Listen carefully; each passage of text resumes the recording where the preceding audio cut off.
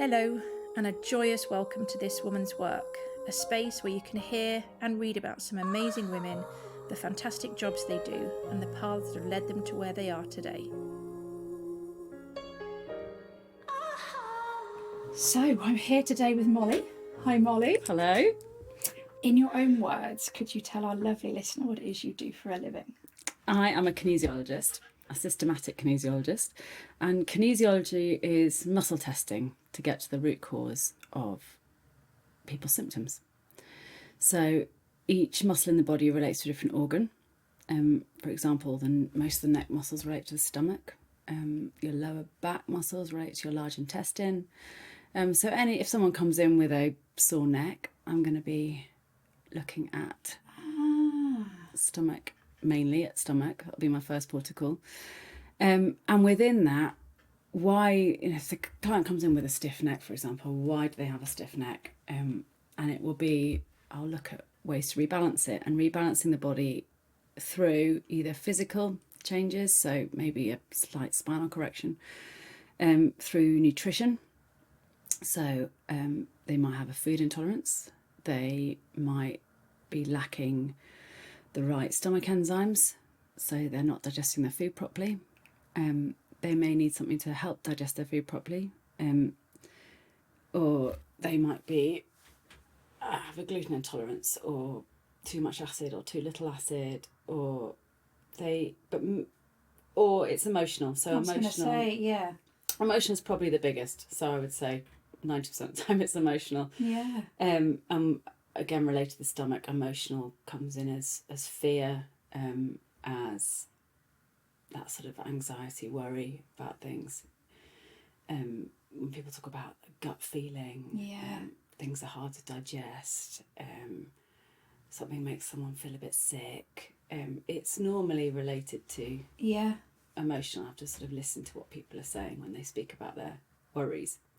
Or it's electrical, and electrical are the meridians in the body, so like acupressure, and there's sort of lines of energy that run through our body, and I'm making sure they're all firing correctly.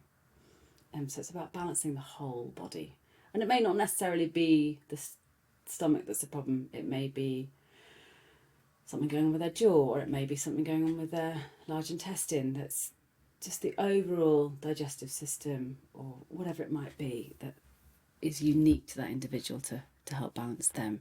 So how long have you been a kinesiologist for? I qualified in 2017, December 2017. So how many years is that?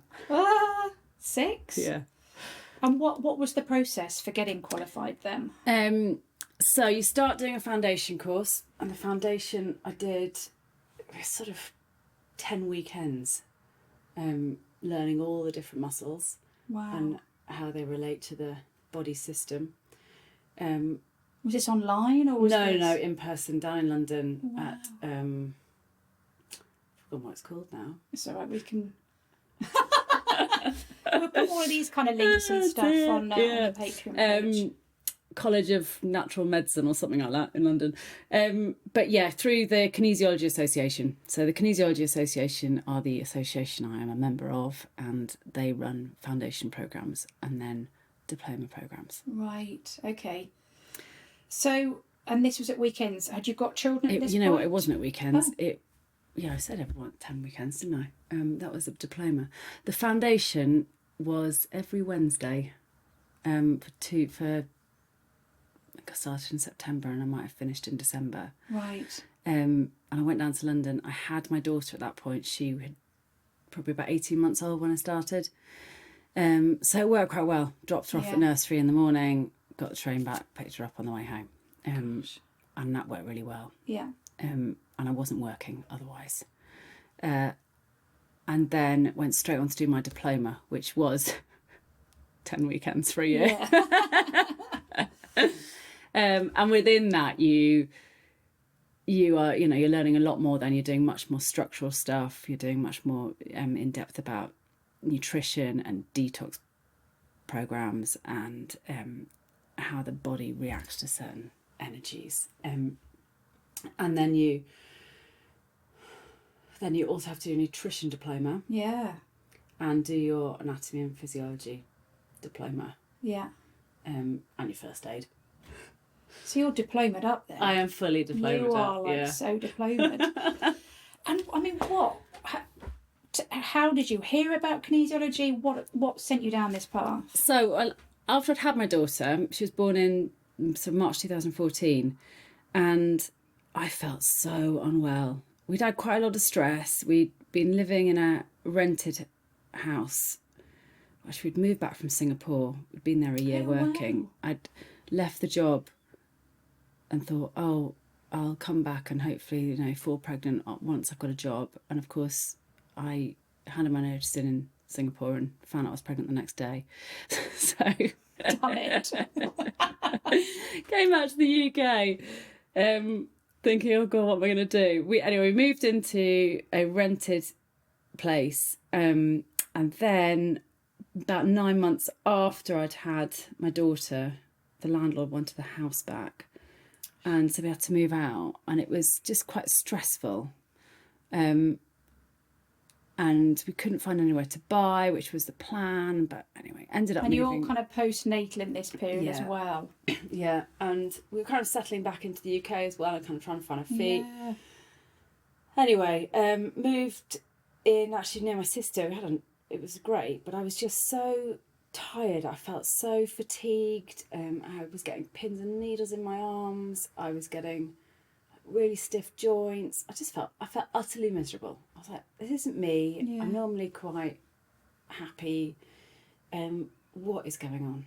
What's going on? Anyway, a friend of mine was studying to be a kinesiologist, and I said, she talked to me about it. I went, oh, can I come and see you? Meanwhile, the doctor was sort of sending me down MRI scans, looking at sort of MS, and I thought, well, no, this isn't it. I've got a feeling this is absolutely not Right. where I'm headed. It's something else. Yeah. And so went to go and see her. She lived down in London. I'm in the Midlands. And yeah, I had an hour and a half session with her, and I jumped off the table and felt good as new. Wow. I thought, I'm going to do this. This is Yeah. going to be my job now.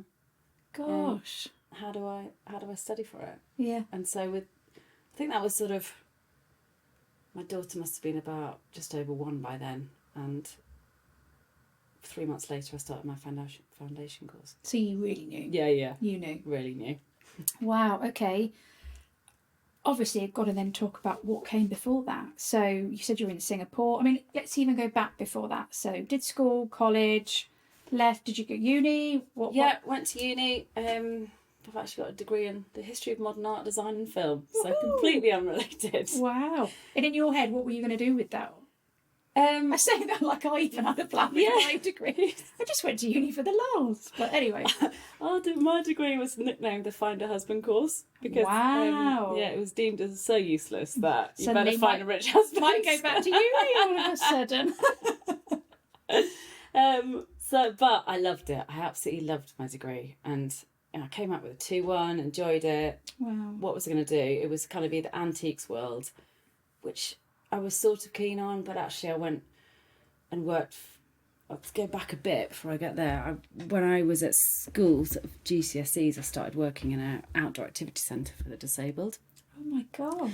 So I did obviously with the horse riding, and then I did the caring side, and so for years, sort of 7 years, through school holidays, bit of gap year, and then through university holidays, through university, it kind of funded university as well, and then post-university for about 6 months, 9 months, I worked as a carer, and loved it. I loved being outdoors all the time. It was up near Kildawater, so it's a bit like Rutland Water. There's loads to do, so we'd take our guests out sailing, or we'd go climbing, or we'd toot around the forest on golf buggies, archery, so loads of things. It was a activity centre for people with all abilities. So, Yeah.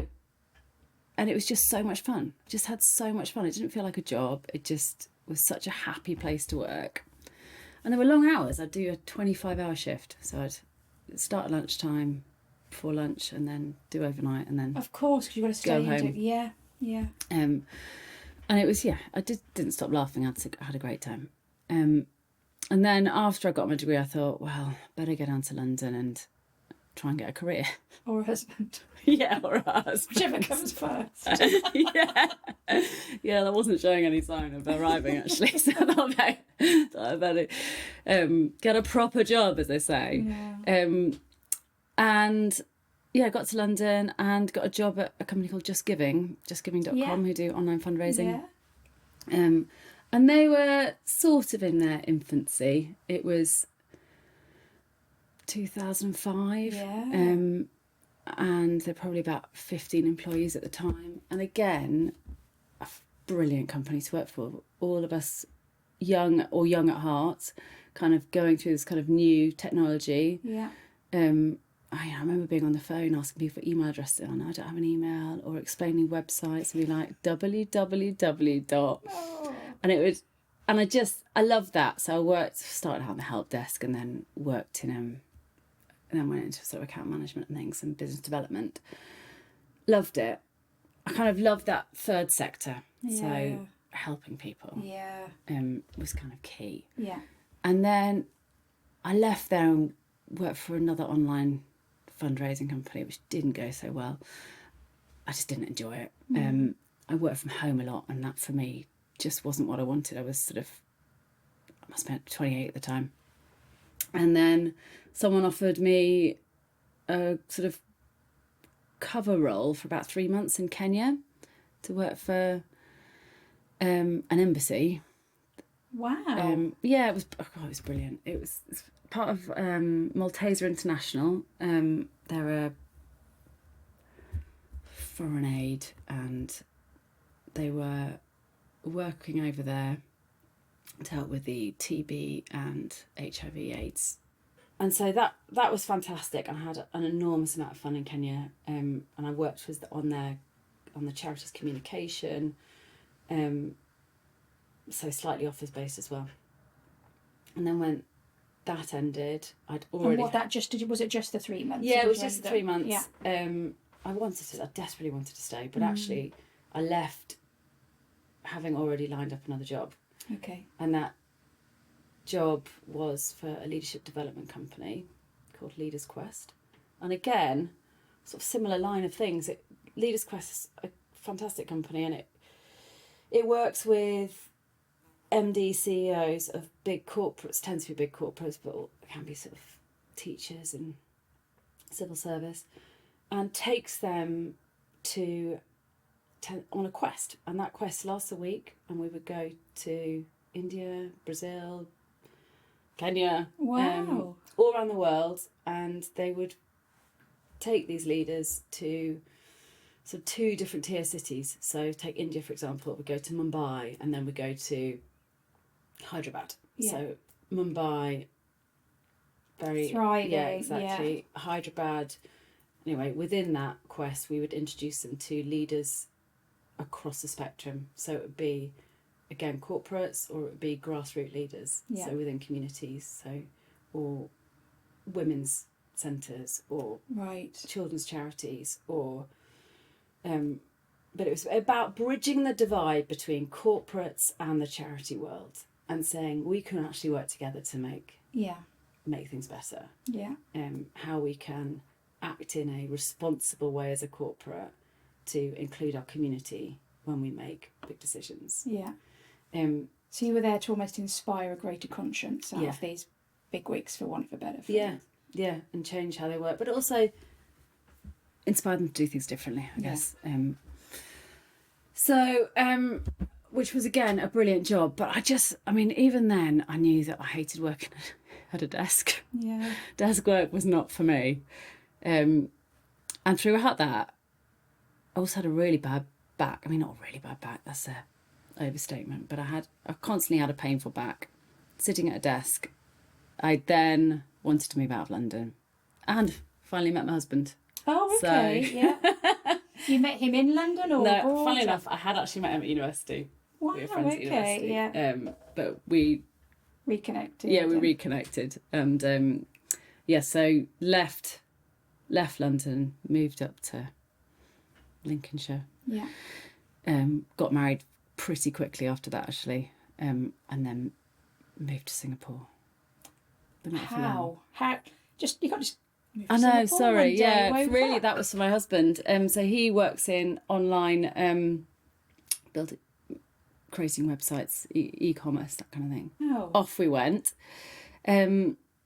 which was an incredible experience for the travel, yeah. and we saw some amazing places, and I love being in Singapore, but work-wise, I hated it. What? Because of the work culture? Yeah, or the work. I'd never worked in anything other than sort of small to mid kind of. yeah, the third sector essentially. Yeah. People doing good, trying to do things for a positive impact. Yeah. And this was luxury furniture, Right. and it was so far removed from what I was familiar with. Yeah.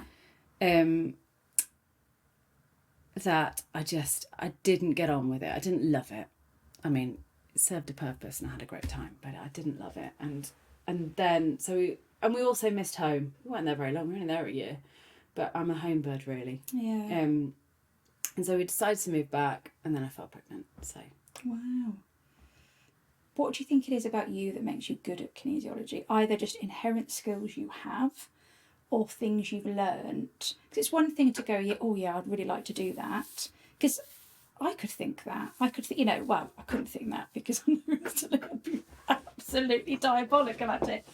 But there's one thing thinking, oh, I want to do that. There's another thing being good at something. And you are really good at what you do. I know that. thanks. But I also think that because I want to do it, You are very good at it. you want to learn more. I remember when I started the training, I'm dyslexic. School was hell. It wasn't hell, but it wasn't easy. Yeah. And I was so relieved not to have to do any more learning. Even after university, I was like, thank goodness I don't have to sit another exam. I don't have to pretend to know stuff. I know what's in, yeah.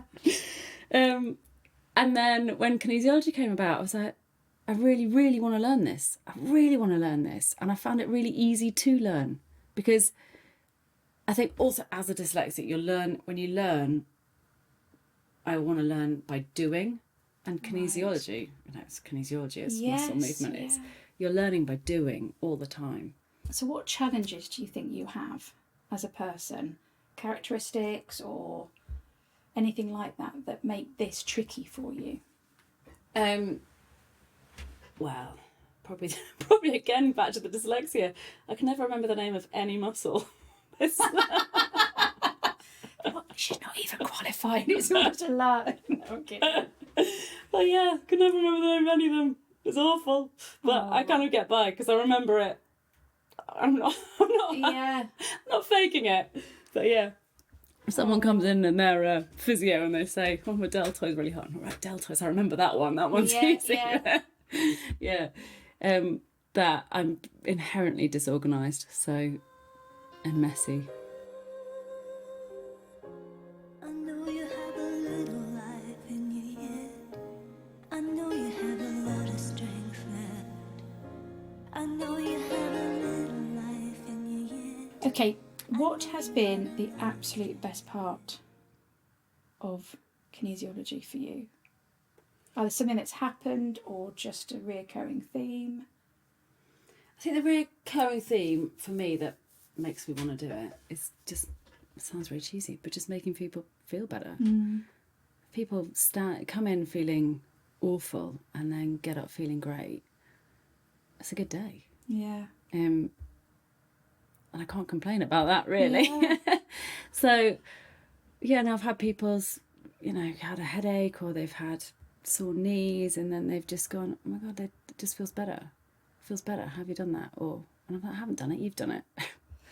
Gosh, and you must get that validation regularly, I'm guessing, if people leave going, oh, I feel so much better. Yeah, and you can see it in their faces, just the relief of holding on to emotions or just knowing. And there's a knowing of people that, oh yeah, I knew that was the problem.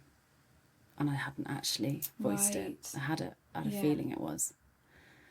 Because you have a habit of getting people to talk, don't you? I'm saying that from experience. And I think as humans, we're really, really good at suppressing stuff all the time. oh, don't worry, we'll just get on with it, it's fine, Yeah. don't worry. Oh, no, that's not a problem, it's not a problem. I'm not upset by X, Y and Z. And actually, the problem is we do get upset by these things. And then we push them down, and then they come out as symptoms. And kinesiology is going, right, those symptoms aren't necessarily going to be cured with paracetamol or medication. For me, as a kinesiologist, that's just a sticking plaster. That's going to just mask the problem for a bit. Kinesiology is about going, why are you getting these symptoms? Why is the engine light on? Let's figure out why. And it can be so many different reasons.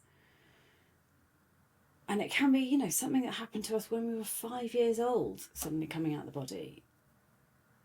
And is that because at 5 we've experienced something that we've then had some kind of physical reaction to, that then kind of, when something similar happens again, it triggers that same sort of physical reaction? Yes.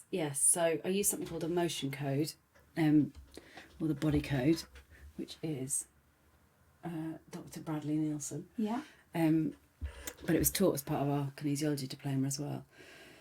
And he talks about these traumas that happen to us. And I use the word trauma. It can be really small T as well as big T. And those traumas program us, like you said, to react in a similar way. So if your parents divorced when you're 5, you may continue your life with abandonment issues. So you might, as a result of that, always worry that people are going to leave. And if you worry people are going to leave, then you don't fully commit in relationships, or you don't trust people fully. And it's about kind of seek out people that are going to... I Or say are this gonna from my leave, own yeah. personal experience. Right, yeah. You seek out people that are going to kind of do that to you. Yeah. Because So, it's familiar. and you think that's what's going to happen because that's what you were told at 5. This is what life is. So it's about saying, no, that's not what life's about. It's about removing that program and that energy. So we hold on to that energy, our muscle, our subconscious holds on to that energy and acts as if these things are going to constantly happen to us, and they're not. They're not. We need to remove that and get on with our lives. What's the worst part of this then? And worst feels very negative. It doesn't have to be that negative, but is there a downside of doing this, of healing? Well, no, there's no downside of that. I think the downside is probably more sort of practical than that. The downside of working for yourself, or the downside of not having a pension, or Yeah.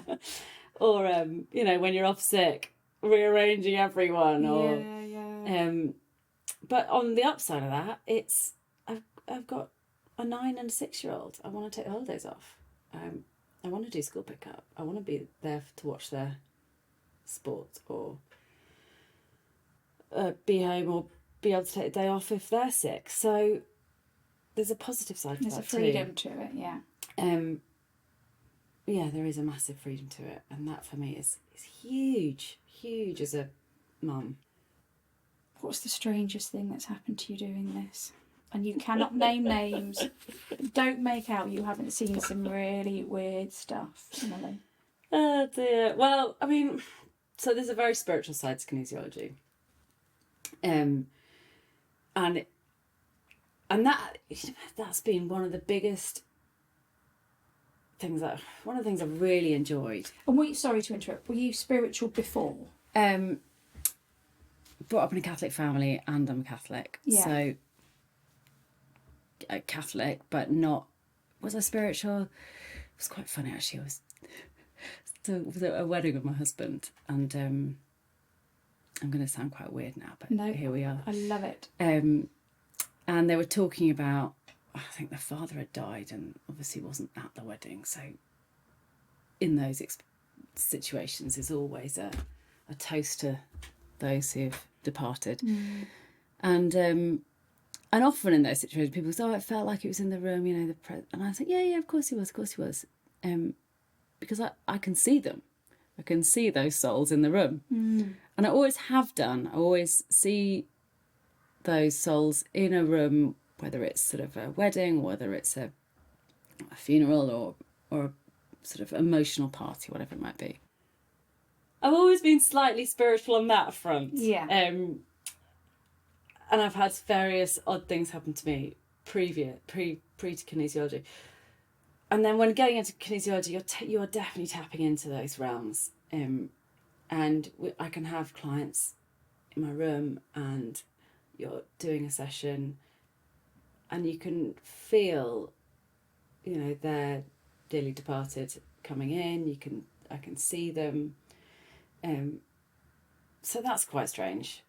And then you're talking to guardian angels. And I also do, it's not particularly kinesiology, but I do work with the soul. So I'm trying to reconnect the soul to the body. And often when we lose our purpose in life, our soul decides, well, fine, if you're not going to use me, I'm going to go off and do something else. Wow. So the soul should be really inside us or very near us. And if someone's in a real sort of crisis state, their soul often isn't in their body. Gosh. Yeah. So I will talk to their soul and bring that soul back in. And 9 times out of 10, the reason it is not in is because they are not listening to their soul. And they are not. By that, do you mean intuition then? Or into the realms of intuition? Fulfilling their purpose. Yeah. They're doing something they don't like doing work-wise. They're with someone who doesn't treat them appropriately. You know, they're not in the right relationship. They're fundamentally unhappy. And often with that, not very well, health-wise. So it's about bringing that soul back into their body. So I've had some incredible experience with that, and that's a real privilege to be able to do that, because you feel like you're reconnecting someone with who they really should be. Wow. And so there's some pretty profound moments that can come out of that. And I think one thing also through kinesiology, through muscle testing, so the muscle is your subconscious, or maybe even your soul, but your muscle's your subconscious, and so it can't lie. And so there's a fundamental truth to it. Yeah. And you can't override it. So it's not like I'm accusing my clients of lying, but we lie to ourselves all the time. So it's we all know we shouldn't drink alcohol too much, or we all know we shouldn't be in that job we don't like, but we don't really do anything about it. And through kinesiology you can totally get the subconscious of that. So and with that you can actually ask the body, and I'm talking of strange things, but do you want to get better? And the body will sometimes say no. The subconscious will say no. Wow. And that can be a real shock to a client. They'll be like, what do you mean? What do you mean I don't want to get better? And then it's about digging into why they don't want to get better. Yeah. So if you're suffering from a chronic illness that you've had for years, and it's all you know. It's all you know. And some people could use that as like identify by those things. Yeah. And I can understand that, completely understand that. So it's about kind of tapping to that and going, well, why don't you want to get better? It's an awkward question to ask, really, but I guess I want to ask about money and an element of financial sort of remuneration, just because if someone is considering this and they do feel like they could have this connection with kinesiology, I guess costs of kind of getting trained and getting qualified, and even thereafter, is there, for want of a really crude word, like a rate card or a zone you're meant to work in, or is it very much open-ended? So training wise, I'm a bit out of touch, but the Kinesiology Association would assist you on that. Yeah. Then in terms of what you get, so clients, I mean, you set your own price really. Can you? Okay. I probably charge below what most kinesiologists would charge. So if you come in for a first session, it's £75, and then any other session is £65. I'd say most kinesiologists maybe charge a little bit more. If you're in London, it'd be much higher. A lot higher, yeah. Might depend on how long you've been working for. Yeah. it really depends. And I think, and again, how much you earn is really depending on how many clients you have. So Yeah. if you But surely with this kind of job, you've got to have enough, but not too many, that you almost burn out. Like you say, you're being any form of healing in that kind of process. Yeah, I'd say I work around my kids' drop off. Yeah. So there's actually only a certain amount of clients I can see in a day, and I would say the max I could probably do is 4. Yeah. And I choose to work 4 days a week, so I take my Fridays off. And Have you always done that? No, and when I finally did, I was like, oh, this is such a relief. I do surrogate testing with children because they can't muscle test on a child that's sort of under 10 really. So I quite often use mum. Wow. So which is great. Or I do remote work, so they don't have to come to me at all. Gosh. And I can do it over the phone, and then I'm using my energy. Yeah. Which you get, so yeah, but if I've got a mother-daughter situation here, often, or even sometimes husband-wife, often that energy will jump into the person on the table. Really? And I'll read out something, and the person in the corner will go, no, that's me, not Yeah. not the person on the table. Wow. So what's next? What's next? Well, talk about what you earn from it, but I think that can be, because you work for yourself, if you need more money you have to work harder, don't you? And so I've run retreats in the past. I could go on and do that again. I'm teaching, lots of kinesiologists go on and then teach kinesiology. That's probably not for me, but at the moment I'm pretty happy doing what I'm doing. It's exactly the right balance. Yeah, it's for you. exactly the right balance at the moment. I think in the future I sort of slightly envision working and having my own sort of well-being centre. What advice would you give your younger self?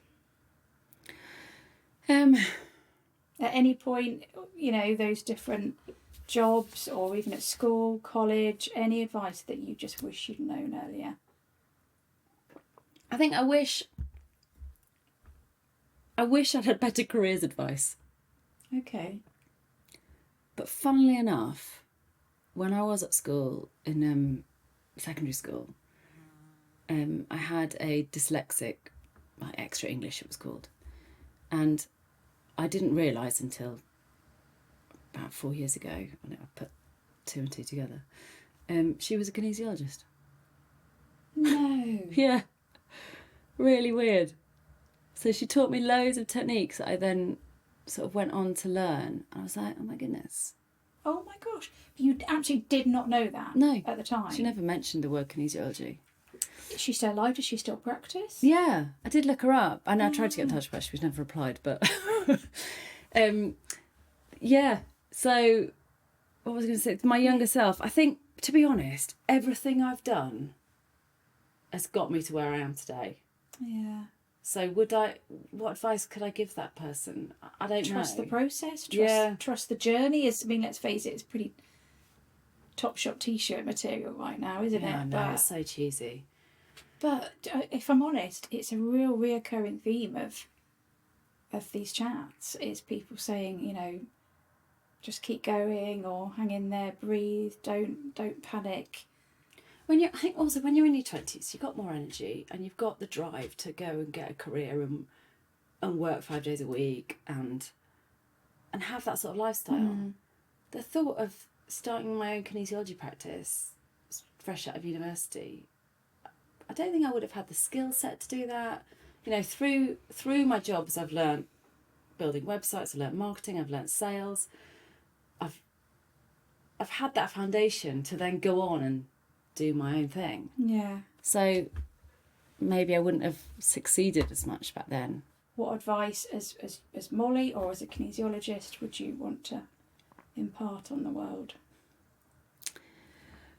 What advice? I think from what I've experienced as a kinesiologist is that stress is the key, is the is the root cause of so many illnesses.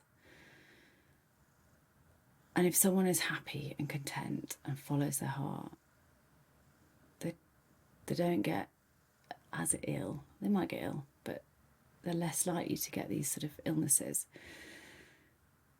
And I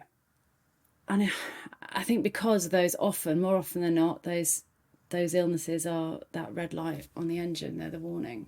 And really my advice would be just follow your heart every time. Listen to your soul. Listen to what your intuition is saying. Gosh. Because I think then you'll be happy. There you go. And get enough sleep. And sleep more. Yeah. Sleep Yeah, more. that is definitely a good lesson. Definitely a good lesson. Well, thank you so much, Molly. Pleasure. It's been really nice talking to you. If you would like to hear more about this chat, see some behind the scenes pics and some personal profile pics, plus read about how to get started in this industry and or this role, then please go and support us on Patreon. The link is on this podcast page and across all of our socials. Sincere thanks in advance.